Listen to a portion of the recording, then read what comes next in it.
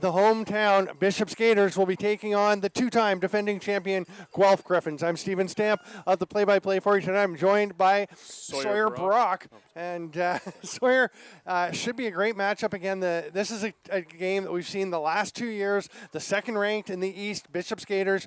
Third-ranked Guelph. Guelph has beaten them, probably upsets both times as a third-ranked team, and gone on to win the last two national championships. Yeah, the Gators they've shown their best, and they haven't won this tournament since 2011. And like you just mentioned, Steve, in their last two showings here in the last 2 years when Guelph won, and they lost both times in the quarterfinals. They lost both times in the quarterfinals to Guelph. And so tonight's kind of a bit of a rivalry game for Bishops to redeem themselves from the last 2 years. And Bishops, if I recall correctly, led for a good chunk of both of those games. So even a lead in this game is not going to satisfy them. They certainly will be prepared for it. The one thing, of course, Guelph has won the last two championships, but they're missing their top four leading scorers from last year. The great Curtis Knight, Mike Burke, Ryan Serville, and Jordan Critch, who were obviously critical, but they have the opening face-off. They will set up for the first offensive possession. And you can expect the Guelph probably going to try and slow things down a little bit here, I would think, as Bishop's a bit of a run and gun club. They like to go, and they don't mind the high-scoring games. They do like the high scoring, but Bishops also has a really sound defense, and Yes. they're really good with keeping the ball out of their zone and keeping it away from Bigley. They do a really good job of providing him the assistance that he needs. Dave Bigley, the honorable mention All-Canadian in net for the Bishop's Gators. Guelph taking their time, moving it around. Speaking of All-Canadians, Brett Ulbicus, the midfielder with the ball right now, number 5. They cut down low. The first shot on goal, there's a save by Bigley, and he's going to corral that ball in his crease. Bigley likes to do this too. Once he picks up the ball, he likes to take a little slow, come behind the net, and let it set up. Sometimes you'll even see him bring the ball as far up as halfway to kind of draw in some defenders towards him and get them off of his players. Yeah, the patient clear, no rush. He waits until he gets pressured and then moves the ball over. You're going to see Bishops. We talked about how quick they like to go, but as you can see, they know how to play the slow clear game. Interesting thing, watching Bigley warming up, he warms up with the runner stick. Something I haven't seen a whole lot of for a goalie, but it sharpens him up, as Drew Pollock, one of the coaches, was saying. It kind of gets him getting the top hand out, getting the head on the ball, not just relying on the big stick. Yeah, I spoke to Bigley about that one time, and he was actually telling me that it's because he likes to be able to get the handle of the ball in the small stick, so then he can kind of move it over into the bigger stick to help him kind of be an asset on the field and be an extra player almost. James Malloy, Ryan Dewar, the two big guns for Bishops. Dewar takes it behind the net right now. He's going to look over to Malloy, number 15. And these are both All-Canadians. They have put up a ton of points this year, but there are plenty of weapons on this Bishops team. And again, being very patient, making sure everybody gets a good feel for the ball. It's a beautiful night, very warm for the middle of November, but the wind has been whipping. It's actually calmed down quite a bit for game time, which is handy because, boy, the flags along the side of the field were falling down, being blown over. Yeah, it was crazy before. It's kind of nice, too, that the rain let up. It was kind of raining and not nice out all day, and then kind of let up so that we could have a good lacrosse game here tonight. There's a save by Michael Alani, who was fantastic last year at this tournament as Guelph won. Now there's going to be a lot of pressure, a great ride, and they almost caused the turnover. Guelph does manage to get it cleared. Luke Stockton will bring the ball up over midfield and set up Guelph in their offensive set. Ulbicus takes the ball. So much of what Guelph tries to do runs through him. He led the team in scoring this year, 30 goals and 11 assists. He was a very good complementary player last year in the offense, and this year he's really stepped up and taken the reins of this offense. And they've barely skipped a beat. They didn't score quite as much as they did last year with all those terrific players. But Guelph can still put the ball in the net. But as you can see, they're going to bring it back out high, set things up. They really like to move it all because, like you said, and because, as you touched on earlier, that they lost their 4 leading scorers from last year, Ulbicus has kind of shouldered the team a lot this year when it comes into playing. Nice strip there by Nicholas Martineau. An honorable mention All-Canadian on D. And now we've got Nico Brands running the ball up the field. There's a shot. Looked like it bounced off the post, scooped up by Stockton.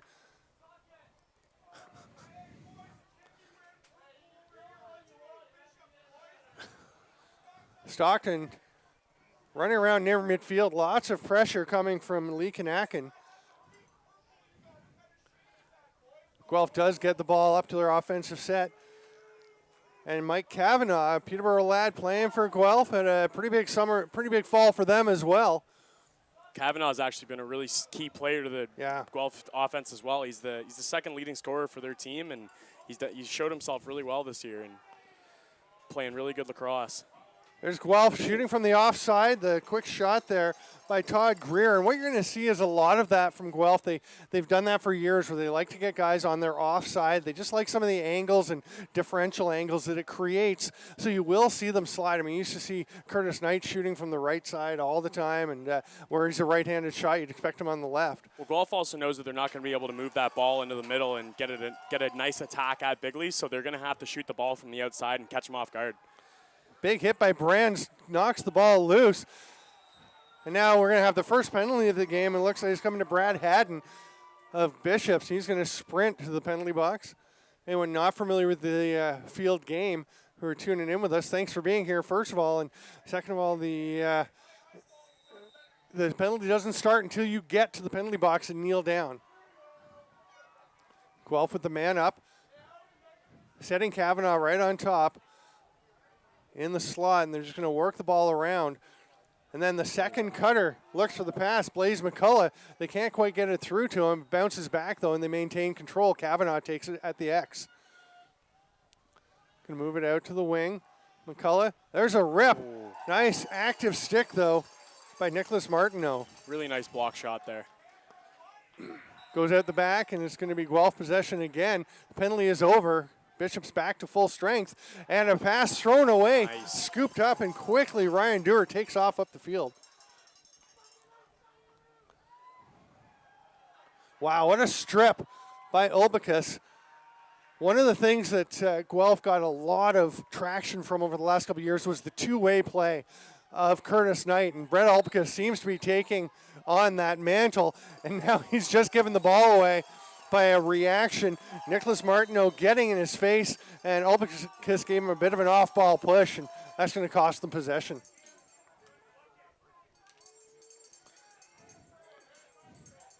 Brands loves to get involved in the play coming forward, as we've seen already. Yeah, he's a man with a big stick, and he likes to, you'll see every once in a while, he likes to come all the way down the field to put a couple shots on net. Mark Hall moves it over to the top. Taryn Cook flings it over to the far side. They're going to take their time working around the back again. Malloy and Dewar have switched spots as Malloy is down behind the net. Dewar over here on the wing. Malloy likes that spot behind the net there, though, because he'll just come and he'll either make the pass out front or he'll make the quick play and put a shot on net, and it's deadly when he gets a shot off on the goalie. Wow, when you can turn and shoot quickly, that's such an effective dodge. And there's a shot in the first goal of the night. Nice. A turn and a quick low shot by Taryn Cook. Finds the far corner.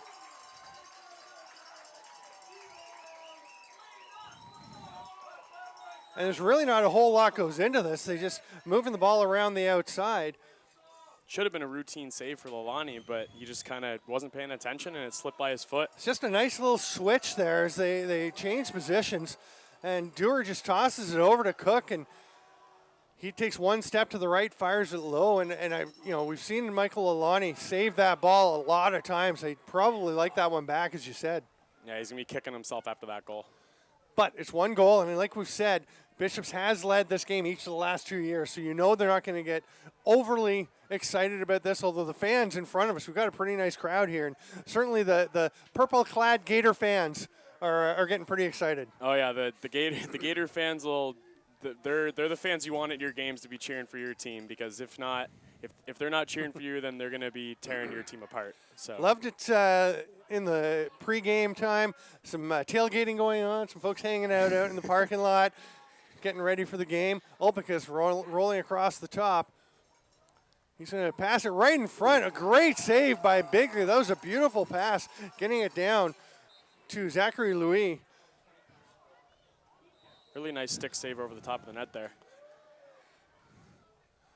Again, it's quite a goaltending matchup with Alani, the Western representative on the All-Canadian team, and Bigley, the honorable mention behind William Waitche with McGill.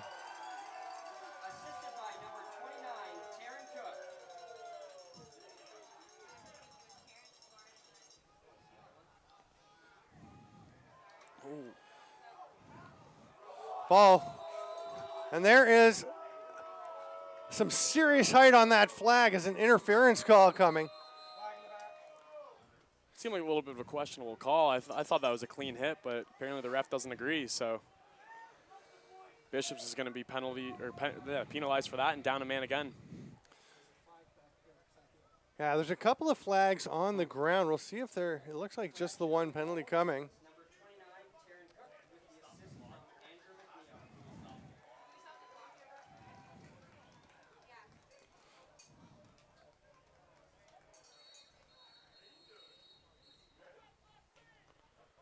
Oh, bunch of whistles on the field now. Yeah, trying to get things sorted out.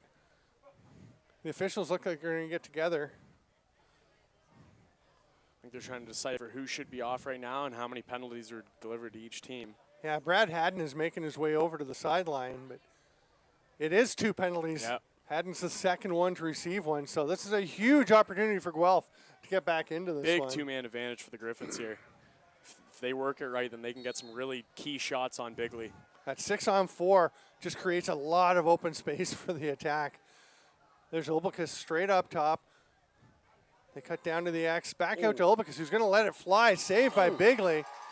And there was a call already. It looks like Kavanaugh was knocked into the crease, and that's going to be a possession call. That's a big call for the Gators right there. Kind of Bigley likes to do this when he's on the man or when they're on the penalty kill. He'll waste a lot of time. And he's just going to rip it down the field. That one bounces away. Now, as we said, the wind has died down. That kind of play would be very tricky the way the wind was blowing before the game, but probably more manageable now. But that did serve the effect of killing the rest of the penalties. Yeah, it was a nice strategic play by Bigley there. Be able to get his men back on the field, give them a little bit of extra help in the defensive zone. Especially when you're down 2. You know they're going to be coming after you pretty quickly. Guelph setting up. They've got the offensive set again. Olbicus will move it over to the far side. Tell you, Todd Greer over on the left wing as well as a lefty. He's coming back up to the top and will take the pass from Brendan Vogan. There's a shot. Bounces wide. Gators defense doing a great job at keeping the Guelph guys out. Just keeping them to the side, making them make dumb plays and bad shots on net. And I'm not sure if I'd use the term dumb for the plays, but certainly some. They're trying to. They have forced a couple, although they've got some pretty nice chances. Certainly, the one earlier by Kavanaugh inside was the best of the bunch, and just stoned, absolutely stoned. Or Zachary Louis was the one right on top of the crease, and Bigley was there and equal to the task. And certainly Bigley getting the better of Michael Lalani, his fellow All-Canadian at the far end of the field right now. There's Kavanaugh off the post, and he had that one and just banged it off the iron. Bounces straight back out, and Liam Corbett will set it up again for Guelph. They're going to go right after it, but the ball bounces away. Nice He's really happy that his best friend was standing there beside him.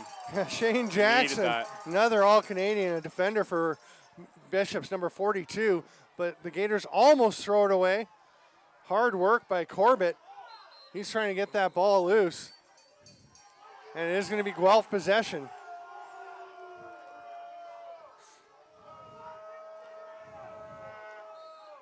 Justin Martin will just provide a bit of a screen. The long pass across the field. Nice hustle by Cam Bateman, but he just ran out of room trying to get that check as he's an attack. He can't go back over center. Again, anyone, if you're not familiar with the rules, 3 forwards or attack players who must stay up over center. Well, you have to have 3 players up over center and 3 back over center at all times. Then you have 3 middies who will tend to roam the field. Guelph setting up.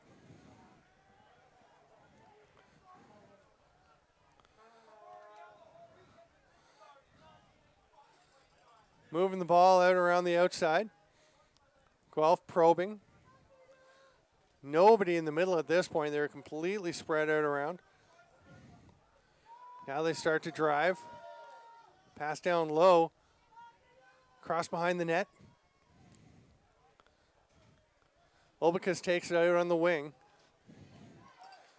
Guelph still with nobody in the middle, and a nice little cut there. Very active feet. Shane Jackson with the quickness trying to pick that pass off, and he wasn't far from it. Yeah. We talked earlier, Sawyer, about how the Guelph team may try and slow this game down a bit, try and take some clock out with some controlled possessions, just move the ball around the outside for a bit. They're showing that really well right now. They're just, like as you've been saying, they're not even, well, I guess they moved a guy into the middle right now. But Just now. That's Kavanaugh once again on the soccer crease area. He's up about 20 feet from the net. Guelph's had possession of this ball now for a good while. Yeah, a good minute and a half or so. Just one goal so far.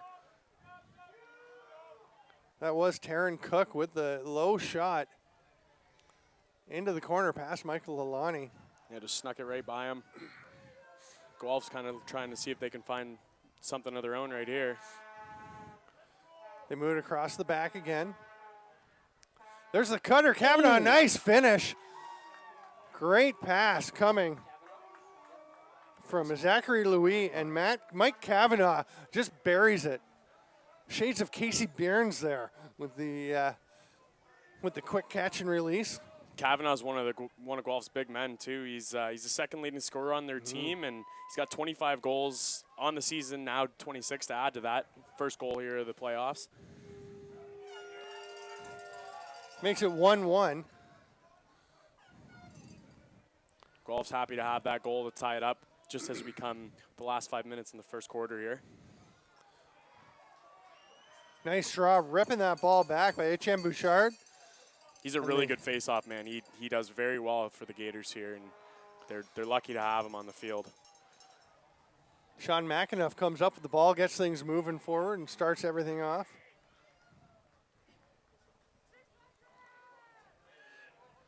Guelph goal, his first of the game and first of the tournament, scored by number 33, Michael Kavanaugh, assisted by number 22, Zachary. Bishops, they're going to give their D a break by moving things around the outside now. Yeah, let the guys catch their breath a little bit and put that pressure back on Guelph. They want to see if they'll probably want to try and get off another little sneaky shot there on Lalani and see if they can catch him sleeping. Starting to drive towards the net. Throw it back out top. Scooping it up was Mason Austin. Austin, another All-Canadian on this Bishops team and one of their top scorers. Yeah, he's one of the big men for the Gators. They rely on him a lot to move the ball around and kind of set up some solid plays. Here comes a dodge and a shot and a goal.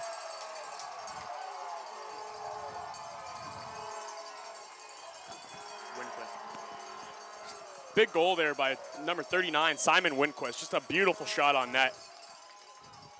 Yeah, just stepping. We talked about the dodge to the net and using a defender as a screen. He just lets it rip.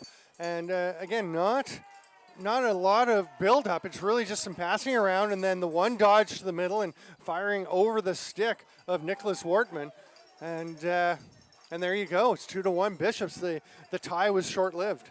Winquist is really fast too. If they allow him to cut through the middle, like he's quick on his feet and he's got a crazy shot as well. So Lonnie didn't have a lot of a chance there. Nice face-off there by Josh Manangan, sorry. They'll slow things down. Liam Corbett just waiting for everybody to get out on the field. Corbett's one of the big men there for Guelph. He's actually their third leading scorer. So kind of between him, Kavanaugh, and Olbicus, they're their three front runners. Yeah, and I mean, it does kind of drop off a bit after that. They've got 41 points from Olbicus, including 30 goals.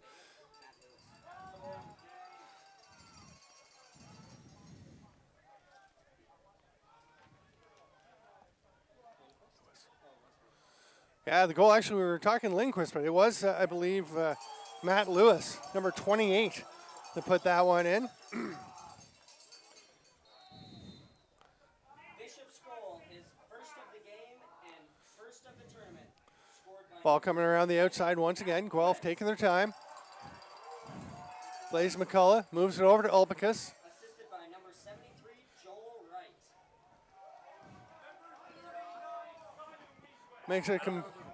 Makes a complete circuit. I know.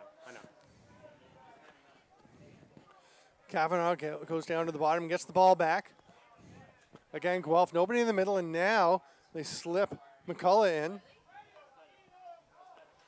Olbica's trying to drive to the net. He's taken down.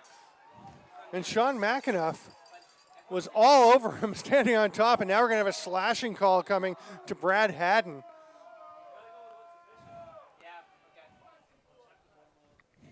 So Guelph with another chance on the man up, and wasn't too much of a question, I think, on that one, as Haddon did just lower the boom.